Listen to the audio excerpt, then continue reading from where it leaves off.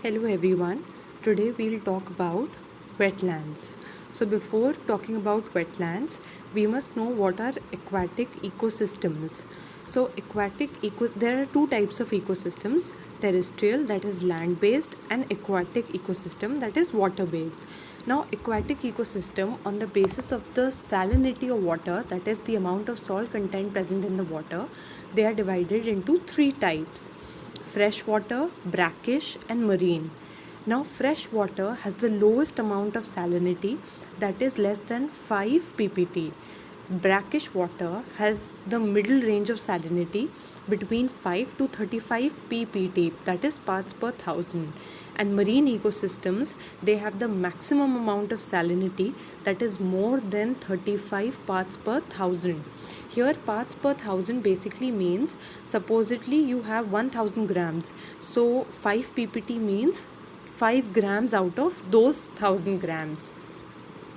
So basically, brackish water has salt content which is in middle range of freshwater and marine water. Now, freshwater can further be classified into two types: lotic and lentic. Lotic freshwater ecosystems are those ecosystems that are moving. For example, rivers and streams. You can remember this word through locomotive, which is an automobile which is moving. So lotic are moving aquatic freshwater ecosystems, and lentic are still ecosystems like ponds and lake. Similarly, for marine ecosystems, examples of marine ecosystems are seas and oceans. Now, what is a wetland? From the word itself, we can understand that wetland is a land which is wet. So, it is a combination of terrestrial as well as aquatic ecosystem. Hence, you can say wetland is a waterlogged land that is flooded with water. It can happen that flooding can happen seasonally, or it can happen all through the year. Now, what kind of water? It can be fresh, it can be marine, it can be brackish, it can be flowing, it can be still. That is of no relevance here. As long as the land is waterlogged, then it is known as a wetland, provided that when the tide is low, that is when the water level is low, the water level must not exceed a maximum height of 6 meters at low tide. Now, wetlands can further be classified into coastal wetlands and inland wetlands. Now, coastal wetlands are examples of coastal wetlands are estuaries, mangroves, that are basically wetlands made by flooding of water that comes from coastal sources like seas and oceans. Now, inland wetlands are basically those wetlands that are made by flooding from water that comes from freshwater ecosystems. For example, lake littoral. Whenever you have a lake, near the edges of the lake, near the banks of the lake, when the water increases supposedly due to heavy rainfall in the lake, then the nearby areas which are known as lake littoral of the lake, they can get flooded and they can be occupied with water, waterlogged with water. So that can be a example of a wetland. Floodplains, similarly, rivers, the land just next to the river banks, it can get flooded and be converted into a seasonal wetland. You have marshes and swamps, which are also known as daldals in Hindi. Here are some examples of coastal wetlands. So, in the picture that is above, you can see that in the faraway distance, a coastal body such as a sea or an ocean is visible. Now, this water from the sea or ocean, it is moving into the nearby areas and flooding it with water. So the nearby areas wherever you can see that the grass is flooded with water, that is a coastal wetland. Now, in the below picture, you can see an estuary. Now, what is an estuary? An estuary is basically a narrow inlet which allows the mixing of water from both the ocean as well as the rivers, that is fresh water. And in such areas, so when the both waters mix, you get brackish water. in these areas mangroves can be easily found. So the areas where these both type of waters they stand for a long amount of time, that is a estuary wetland. Inland wetlands. Now, inland wetlands, as I already mentioned, that they are formed due to flooding by water from freshwater resources. Now, supposedly, behind this embankment on which you can see a lot of trees, supposedly there's a big lake behind it. A lake is a freshwater body. Now, supposedly, due to the overspilling of that lake, water is coming to these nearby areas and it is flooding it. So this becomes an inland wetland. Now you have to remember that India has more inland wetlands as compared to coastal wetlands. Now what are the properties of wetlands? Now you have to understand that wetlands they play a very major role in our ecosystem and they provide a lot of ecosystem services.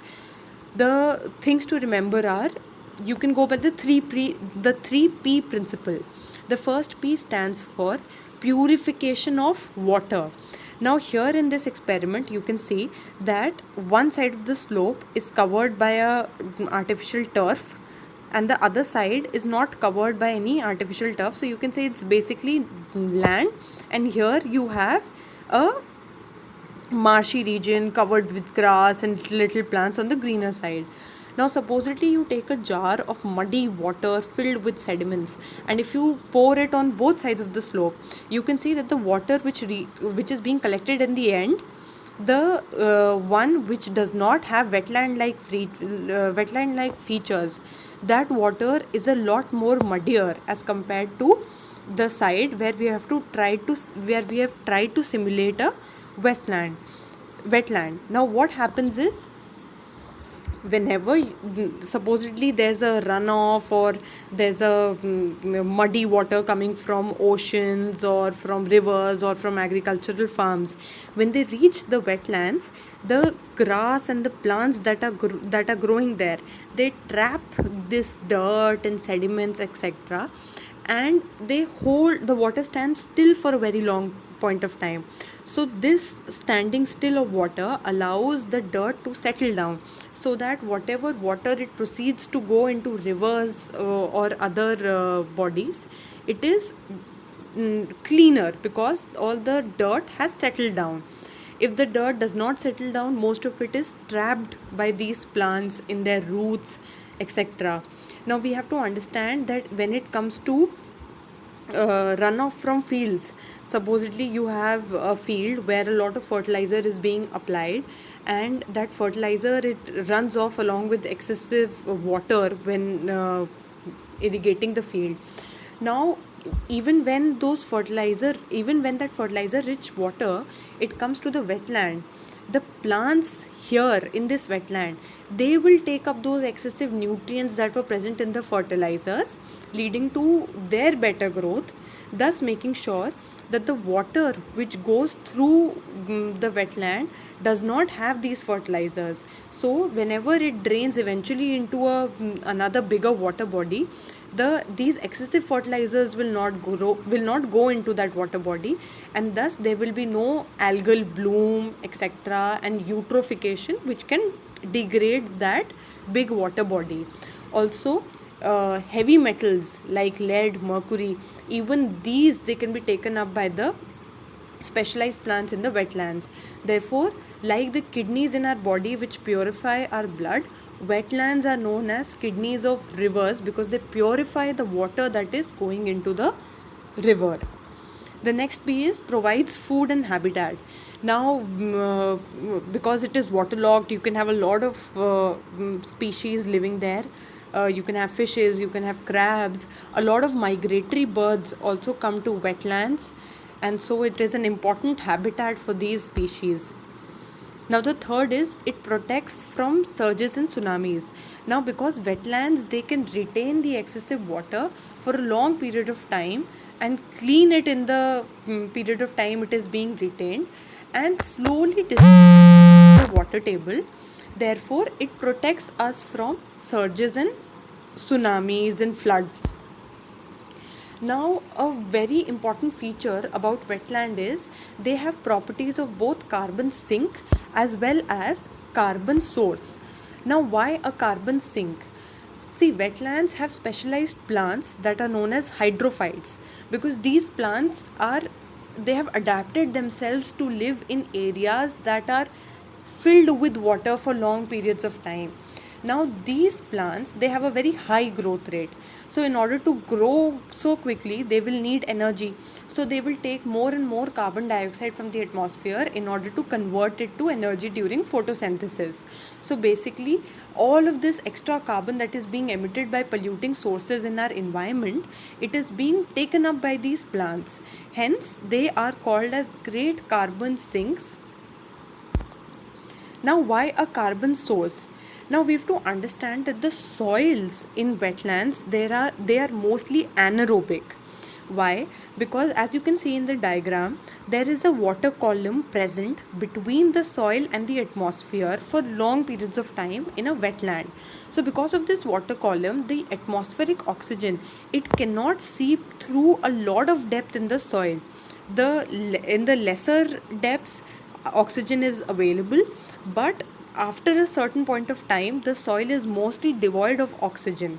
Hence in the in the greater depths of these soils you have bacteria that that do not need oxygen, so they are anaerobic bacteria. And in the lesser depths you have a limited amount of oxygen, so you have aerobic bacteria. Now what happens, that because of these anaerobic bacteria which are present in the greater depths of the soil, they, as a result of their respiration without oxygen, they release a lot of byproducts like methane and nitrogen dioxide. Nitrous oxide. So basically these both gases are greenhouse gases, and it is a surprising fact, but these are more powerful in terms of warming the environment as compared to carbon dioxide. But the good part is that they have very small lives, they have very short lived lives, so they easily break down in the atmosphere. But carbon dioxide, even though less dangerous, it continues to exist for long periods of time.